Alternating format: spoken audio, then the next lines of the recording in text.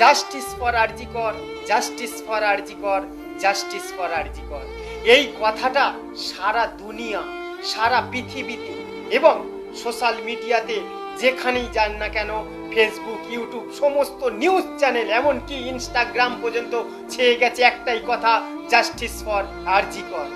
সারা দুনিয়া হেললেও হেলছেন আমাদের সরকার, হেলছেন আমাদের আইন ব্যবস্থা, আরো তারা সেটাকে ধামা চাপা দিতে চাইছে। কিসের কিসের জন্য সারা দেশ এত তোলপাড়? কেন সারা দেশ হেলে যাচ্ছে? শুধুমাত্র একটাই কথা, জাস্টিস ফর আরজি কর। আজকের আমরা যারা দোষী তাদেরকে শাস্তির জন্য রাস্তায় নেমেছি, এটা কি আমাদের ভুল? এটা কি আমাদের অন্যায়?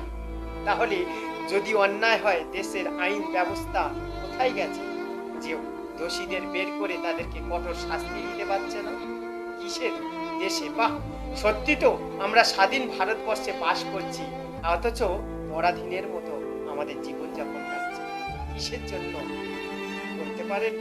যে মেয়েটা কষ্ট পেয়ে মারা গেছে, যার উপর এতটা অন্যায় হয়েছে, কেন কেন তারা শাস্তি পাবে না? কিচ্ছু চাইছি না তো, কিচ্ছু না, শুধুমাত্র একটাই কথা, দোষীদের শাস্তি হোক, দোষীরা শাস্তি পাক, আর কিচ্ছু না। সমাজ বুঝুক এমন কাজ করার আগে যেন তারা 5